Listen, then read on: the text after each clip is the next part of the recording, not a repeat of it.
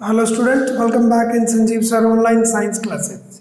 Student, आज हम बिल्कुल न्यू ब्रांड चैप्टर स्टार्ट करने जा रहे हैं और ये उन बच्चों के लिए है जो अभी 9th क्लास से प्रमोट हो करके आए हैं, यानी कि 9th क्लास से 10th में आए हैं। और उनके लिए हमारा सिलेबस जो होगा वो NCERT सिलेबस होगा। और आज का जो चैप्टर है स्टूडेंट, वो बहुत ही इंटरेस्टिंग तरीके से आपको करवाया जाएगा। बिल्कुल, तो चैप्टर है हमारा रासायनिक अभिक्रियाएं।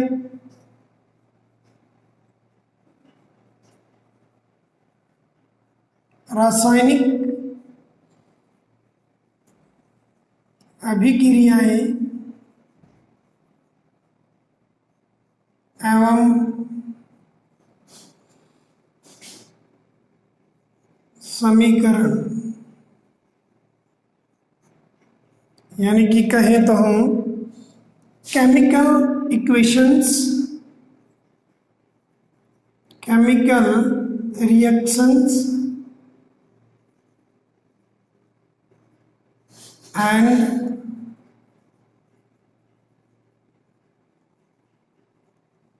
इक्वेशंस, ये है चैप्टर का नाम, जो पहला आपका चैप्टर है स्टूडेंट। और बेहद ही इंटरेस्टिंग और आराम से करेंगे, आपको एक एक चीज़ क्लियर आएगी समझ में, ये मेरा दावा है। तो स्टूडेंट, रासायनिक अभिक्रियाएं एवं समीकरण पाठ को करने से पहले हम कुछ एग्जाम्पल जो हमारे दैनिक जीवन से, डेली लाइफ से जुड़े हुए हैं, वो हम करेंगे। उसके बारे में बताया जाएगा आपको, क्योंकि विज्ञान जो है वो करके सीखा जाता है और तभी इंटरेस्टिंग होता है। कैसे और क्यों होता है, तभी विज्ञान अपना वजूद रखता है स्टूडेंट। तो देखिए, रासायनिक अभिक्रियाएं होते आपने देखा है। वैसे आपको अब पता नहीं है कि रासायनिक अभिक्रियाएं क्या होती है, लेकिन आपने होते हुए देखा है। देखो, कब होते हुए देखा है आपने इसको? डेली लाइफ के अंदर, दैनिक जीवन में आपने देखा है। कब देखा है? देखिए, हम अगर ऐसे कहें कि दूध को अगर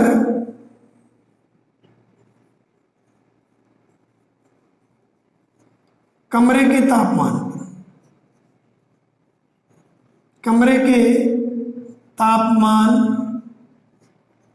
पर रखें, बताऊंगा आगे एक एक चीज में, पहले नोट देखते हैं।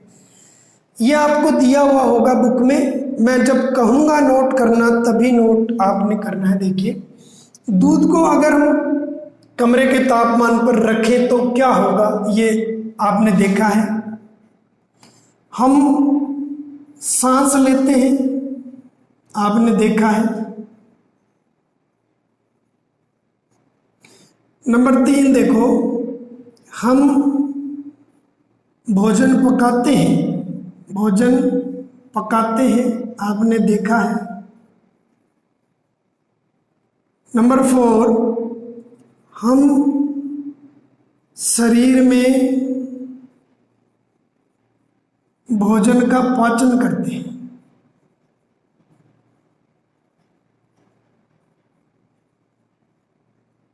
देखा है आपने। नंबर 5, आपने लोहे की कोई चीज, लोहे की कील ले लो आप, या अन्य सामान खुली वायु में रखा हुआ देखा है, वायु में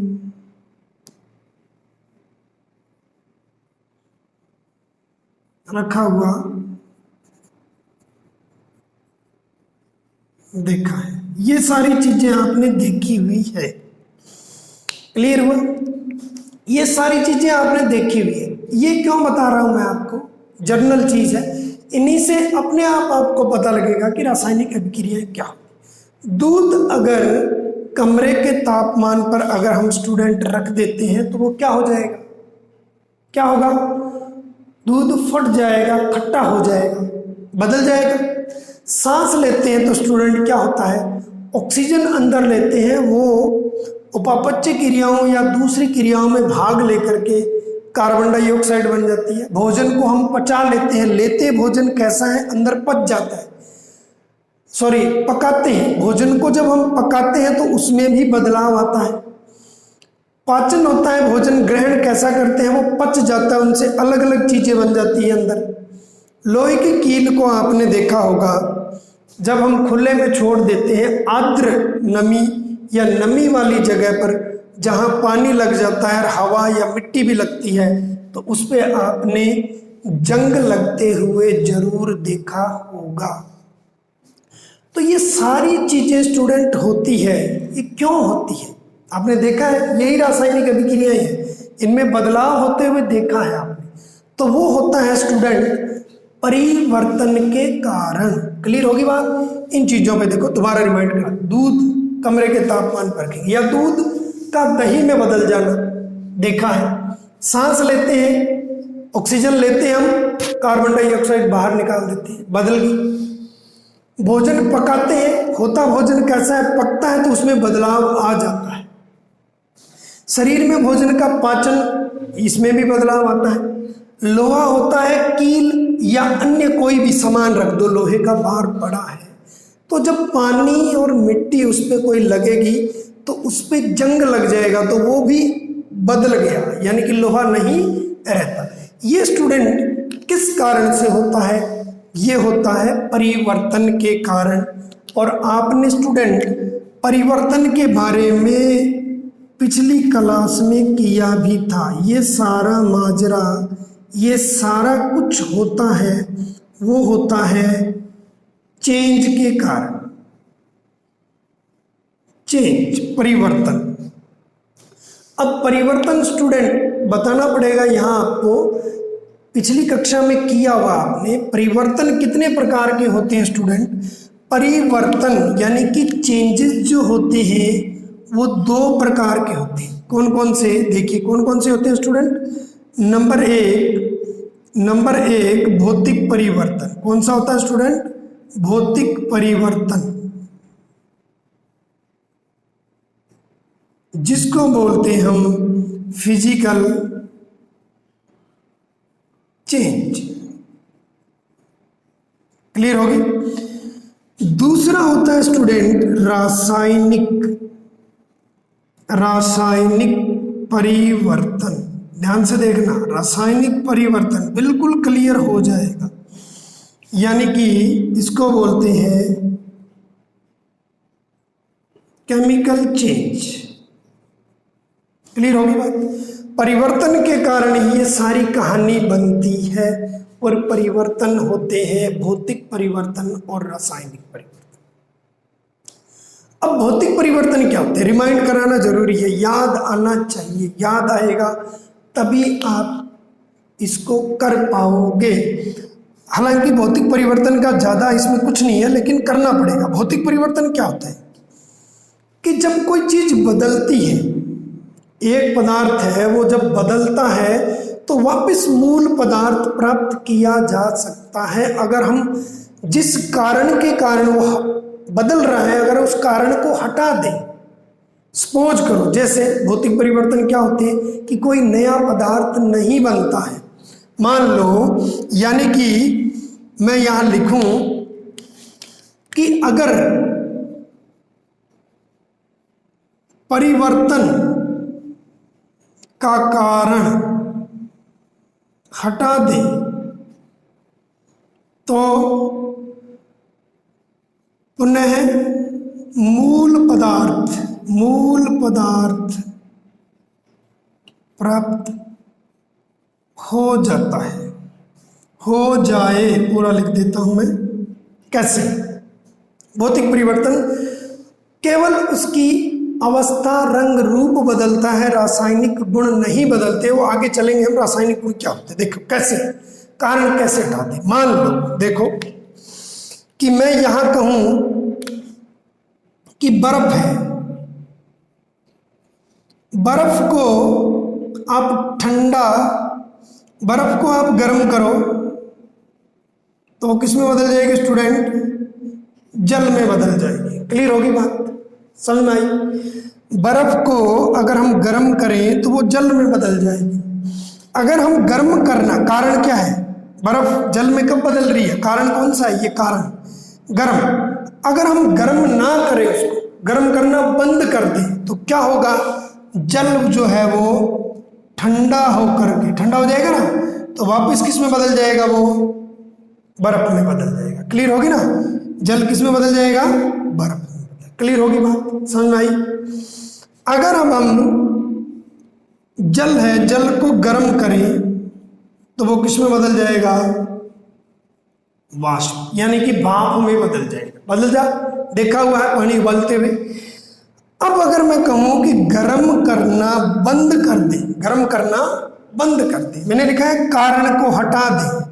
अगर परिवर्तन के कारण को हटा दे तो मूल पदार्थ, यानी कि शुरू में जो चीज हमारे पास थी वो वापस मिल जाएगी। जल को गर्म कर रहे हैं तो भाप बन रही है, जल को गर्म कर रहे हैं तो भाप बन रही है। गर्म करना बंद कर दो तो क्या हो जाएगा? भाप क्या हो जाएगी? संघनन हो जाएगी और वापस किस में बदल जाएगी? जल के अंदर बदल जाएगी।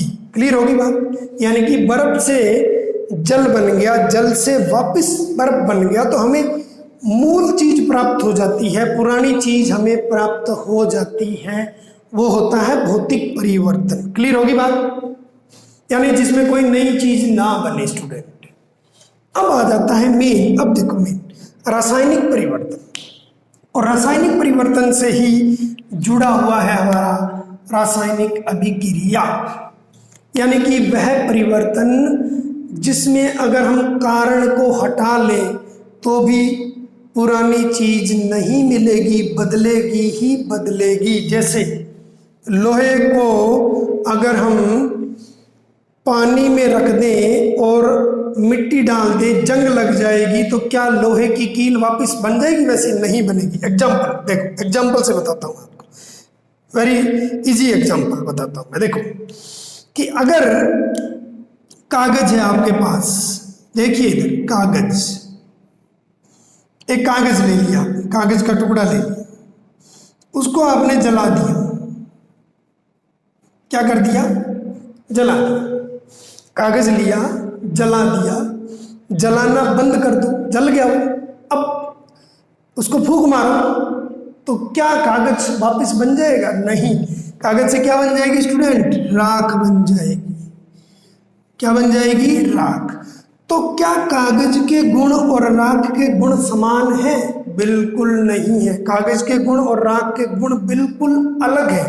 तो वही चीज मैं बताना चाहता हूं कि रासायनिक परिवर्तन क्या होते हैं। अगर परिभाषा आ जाए तो वह परिवर्तन जिसमें एक नया पदार्थ बनता हो, नया पदार्थ बनता हो। क्लियर होगी? वह परिवर्तन जिसमें एक नया पदार्थ बनता हो, कारण को हटाने पर भी मूल पदार्थ प्राप्त नहीं होता। क्लियर होगी बात?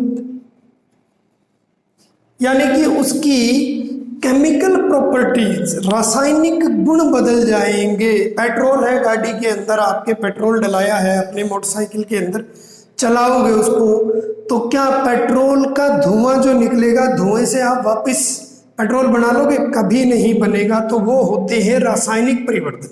क्योंकि अब स्टूडेंट क्लियर होगी रासायनिक परिवर्तन क्या होते हैं कि यानी कि अगर कोई परिवर्तन हो जाता है, यानी कि किसी पदार्थ के रासायनिक परिवर्तन को ही, किसी पदार्थ के रासायनिक परिवर्तन को ही हम रासायनिक अभिक्रिया कहते हैं। क्लियर होगी बात? तो क्या कहेंगे हम? रासायनिक अभिक्रिया किसे कहेंगे? रासायनिक परिवर्तन को ही रासायनिक अभिक्रिया कहेंगे। यानी कि chemical changes is called chemical reaction.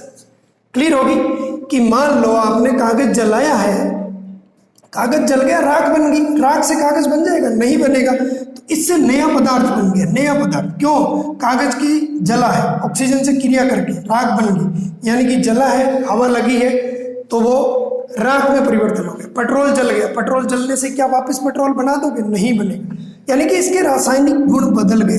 तो रासायनिक परिवर्तन को ही, यानी कि कहीं परिभाषा नहीं लिखनी है, मोटा मोटा समझ में आ जाएगा आपको कि रासायनिक परिवर्तन को ही रासायनिक अभिक्रिया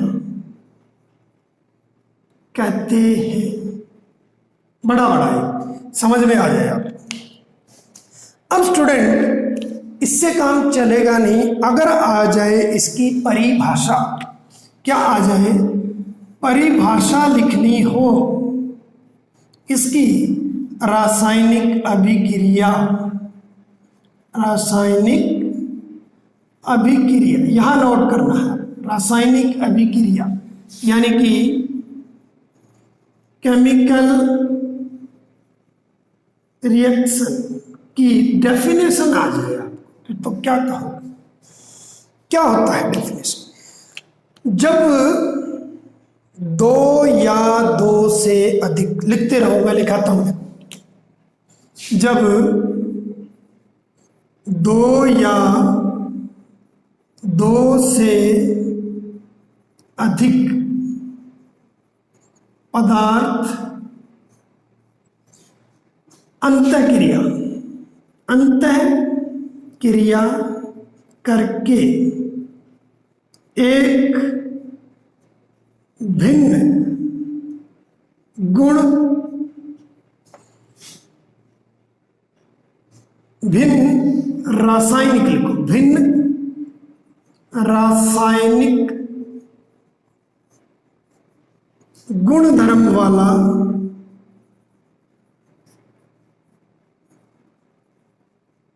जब दो या दो से अधिक पदार्थ अंतःक्रिया करके एक भिन्न रासायनिक गुणधर्म वाले नए पदार्थ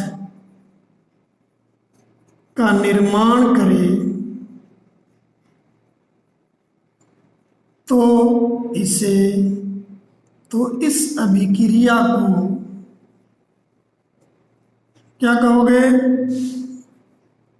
रासायनिक अभिक्रिया, केमिकल रिएक्शन कहेंगे, कहते हैं। ये नोट करना है आपने स्टूडेंट, ये डेफिनेशन, परिभाषा आ जाए। देखिए, जब दो या दो से अधिक पदार्थ अंतःक्रिया, यानी कि जब दो पदार्थ मिलेंगे, मिलाया जाएगा तो उनमें आपस में क्रिया होगी। आपके बुक में जो क्रियाकलाप दिए हुए हैं उनके बारे में मैं बताऊंगा तो बिल्कुल क्लियर हो जाएगा, कोई प्रॉब्लम नहीं होगी। तो उसे कहते हैं हम रासायनिक अभिक्रिया। क्लियर होगी बात? अब रासायनिक अभिक्रिया हुई है या नहीं? देखो, जब नई चीज बन गई, रासायनिक परिवर्तन जहां होगा, मैंने कहा है रासायनिक परिवर्तन को रासायनिक अभिक्रिया कहते हैं। यानी कि रासायनिक परिवर्तन का मतलब नया पदार्थ बन जाना, नई चीज बन जाना, नए गुणों वाली चीज बन जाना, तो वो हो गया रासायनिक अभिक्रिया। अब हमें क्या पता लगेगा कि रासायनिक अभिक्रिया हुई है या नहीं हुई है? क्या पहचान है? मोस्ट इंपॉर्टेंट चीज है, मोस्ट इंपॉर्टेंट चीज है स्टूडेंट, ये आपको आनी ही चाहिए। मोस्ट इंपॉर्टेंट कि क्या पहचान है, आपकी बुक में आएगा, पूछ लिया जाए, उसको बोलते हैं पहचान, या इसके हैं चार प्रेक्षण। चार पहचान है इसकी, चार पहचान है, बहुत अच्छी चीज है, नोट करना। नंबर फर्स्ट, अवस्था में परिवर्तन। अवस्था में परिवर्तन, देखो इधर, यानी कि कह सकते हो चेंज इन स्टेट, सेकंड है, आगे बताता रहूंगा मैं पूरा इसको। सेकंड लिखो आप, रंग में परिवर्तन, रंग में परिवर्तन लिखते रहो एक बार। चेंज इन कलर, क्लियर हो गई। तीसरी चीज अगर हो जाए, क्या, अवस्था परिवर्तन होगी, रंग में परिवर्तन हो गया, और हो जाए तापमान में परिवर्तन। नई क्लास है स्टूडेंट, फर्स्ट डे से ही आपको इंटरेस्टिंग वे से करना है, ढिलाई बिल्कुल नहीं करनी। एग्जैक्टली हर वीडियो को मैं जिन बच्चों के लिए बना रहा हूं उनको खुद को पता है किस तरीके से बनाया जा रहा है, कितनी मेहनत करके बनाया जा रहा है। तो इंटरेस्टिंग वे से करना है और बिल्कुल समझ में आएगा। इस पैनिक टाइम में, लॉकडाउन के अंदर इतनी मेहनत करके आप तक वीडियो पहुंचाया जा रहा है, तो इसका रिप्लाई भी होना चाहिए, इसका आप यूटिलाइज भी करो इसको। एक टीचर के लिए खुशी जब होती है जब उसके बच्चे जो है वो सक्सेस हो, वो उनकी बताई हुई चीज़ों से ज़्यादा रिजल्ट उनको दे, तो तभी आपके लिए ये बनाया जा रहा है। तापमान में परिवर्तन यानी कि कह सकते हो चेंज इन टेम्परेचर। और फोर्थ आ जाएगी स्टूडेंट, गैसों का निष्कासन, यानी कि इवोल्यूशन ऑफ गैसेस या गैस कर दो। देखो अब परिवर्तन हमें पता लग जाएगा, अवस्था पर रासायनिक परिवर्तन हुए कि नहीं। मान लो मैंने आपको कहा, आपकी बुक में दिया हुआ है, बुक में दिया हुआ है मैग्नीशियम। क्या होता है मैग्नीशियम? मैग्नीशियम एक धातु है। क्या है? एक धातु। आपको कुछ प्रतीक या कुछ धातुओं को अब याद करना पड़ेगा। मैग्नीशियम, एल्युमिनियम, जिंक, कॉपर, ये धीरे धीरे धीरे धीरे आपको करवा दिए जाएंगे। अवस्था में परिवर्तन यानी कि आपने कोई चीज ले ली, मान लो आपने दो चीजें हैं आपके पास, दो चीजें, दोनों लिक्विड है, तरल है। क्या है? देखो यहाँ देखो, मान लो एक ये, इसमें भी तरल है। तरल का मतलब समझते हो? लिक्विड, द्रव। और एक ये है, इसमें भी तरल है। इन दोनों को मिला दो, इन दोनों को मिला दिया, ये दोनों मिल गए, तो ये दोनों लिक्विड है, यानी कि लिक्विड है। और इन दोनों को मिलाने से जो चीज बनेगी वो चीज बनेगी ठोस। क्या बनेगी? ठोस। तो वो क्या हो गई? द्रव से ठोस बन गई। अवस्था में परिवर्तन जब कोई चीजों में हो जाए तो हमें समझ लेना चाहिए कि रासायनिक अभिक्रिया हो रही है। क्लियर होगी बात? यानी कि ठोस द्रव में बदल जाए, द्रव ठोस में बदल जाए, तो इसका मतलब रासायनिक अभिक्रिया हो रही है। जैसे आपका कोई भी चीज ले ली जाए, दो द्रव ले लिए, उनको मिलाओगे, लिक्विड है और ठोस है, लिक्विड है ठोस है, तरल है ठोस है, मिलाओगे गैस बन जाएगी। मिलाओगे क्या बन जाएगी? गैस। जो आपके प्रैक्टिकल में दिया हुआ मैं बताऊंगा आपको। अवस्था बदल जानी। क्या बदल जानी? अवस्था। जैसे पोटेशियम आयोडाइड है, या सॉरी तनु सल्फ्यूरिक अम्ल है, H2SO4 तनु सल्फ्यूरिक अम्ल है, और उसमें जब हम जिंक डालेंगे तो गैस निकलेगी। यानी कि अवस्था में परिवर्तन, अवस्था में परिवर्तन, द्रव को मिलाएंगे, दो द्रव होंगे, वो ठोस में बदल जाएंगे, ठोस गैस में बदल जाएंगे। तो रंग में परिवर्तन, किसमें हो गया? रंग में परिवर्तन। मान लो आप दो चीजों को मिला रहे हो, दो चीजों को मिला रहे हो, तो उनका मान लो यहाँ ये काले रंग का है और ये भी मान लो नीले रंग का है। अब जब मिलाओगे तो इन दोनों को मिलाने से अगर ये चीज नहीं बन गई, रंग बदल गया, तो इसका मतलब समझ लेना कि रंग में परिवर्तन हुआ है। तो इसका मतलब क्या हुआ? किसका? वो रासायनिक अभिक्रिया हुई। जैसे प्रैक्टिकल में दिया हुआ है आपके इसमें कि जब पोटेशियम आयोडाइड और लेड नाइट्रेट आपके दिया हुआ स्टूडेंट, रंग परिवर्तन वाले में देखो आप कि जब पोटेशियम आयोडाइड दिया हुआ है और लेड सीसा जिसको बोलते हैं नाइट्रेट, इन दोनों को जब मिलाते हैं ना स्टूडेंट, हम कैसे समझते रहो कि मान लो ये दो हैं, एक में हमने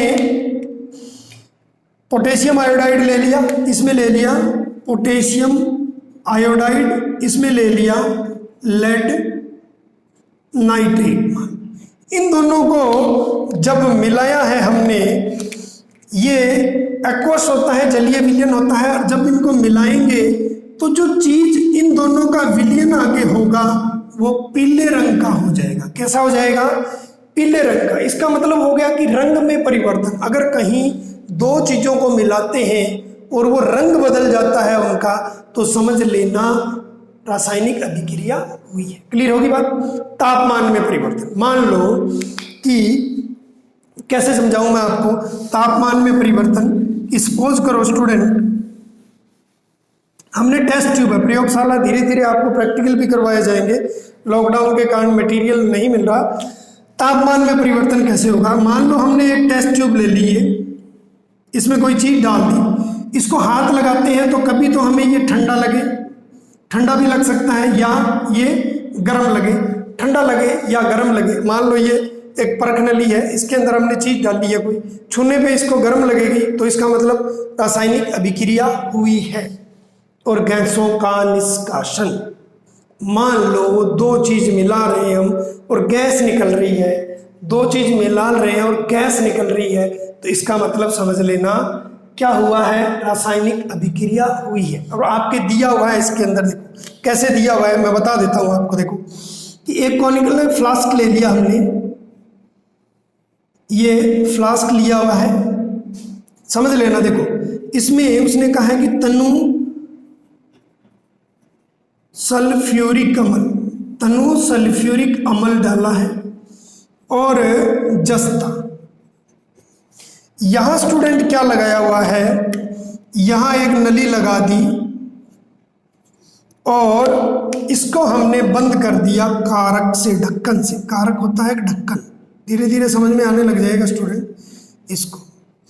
तो जब ये तनु सल्फ्यूरिक अम्ल और जस्ता जब आपस में क्रिया करेगा स्टूडेंट, तो यहां से एक गैस निकलेगी और वो निकलेगी हाइड्रोजन गैस। कौन सी गैस निकलेगी? Hydrogen gas. तो गैस निकल रही है, गैस निकल रही है, इसका मतलब क्या हो गया? रासायनिक अभिक्रिया हुई है। तो ये 4 पॉइंट, ये 4 आपको बिल्कुल याद होने चाहिए। अवस्था बदल जाए, रंग में परिवर्तन, तापमान और गैसों का निष्कासन अगर हो जाता है तो समझ लेना स्टूडेंट रासायनिक अभिक्रिया हुई है। क्लियर होगी? ये आपको अच्छी तरह से समझ में आ जाना चाहिए। अब रासायनिक अभिक्रिया वाला आपका ये अब है कि रासायनिक अभिक्रिया की परिभाषा होगी, रासायनिक होगी। अब रासायनिक समीकरण, तो इस वीडियो को स्टूडेंट ज़्यादा लंबा ना लेकर के इतना ही किया जाए। नेक्स्ट वीडियो के अंदर आपको रासायनिक समीकरण के बारे में बताया जाएगा। अब यहाँ स्टूडेंट एक चीज और है, देखिए यहाँ पदार्थ, आपने पिछली कक्षा में भी किया होगा। पदार्थ, पदार्थ क्या होता है? पदार्थ जिसका क्या हो? पदार्थ क्या है? पदार्थ कोई भी पदार्थ जिसका द्रव्यमान हो और जो स्थान घेरता हो वो क्या कहलाते हैं? पदार्थ कहलाते हैं। तो स्टूडेंट ये वीडियो है, स्क्रीनशॉट भी ले लेना। और एक तो ये इसके आधार पे आप समझोगे परिवर्तन 2 होते हैं, भौतिक परिवर्तन, रासायनिक परिवर्तन। और रासायनिक परिवर्तन को ही हमारा ये जो टॉपिक है ये क्लियर हो रहा है। रासायनिक अभिक्रिया क्या होती है? जब परिवर्तन हो जाए, नई चीज बन जाएगी तो वो रासायनिक अभिक्रिया कहलाएगी। ये परिभाषा है इसकी। और आगे हम करेंगे रासायनिक समीकरण। तो मेरे साथ बने रहने के लिए आपका बहुत बहुत धन्यवाद। Thanks a lot.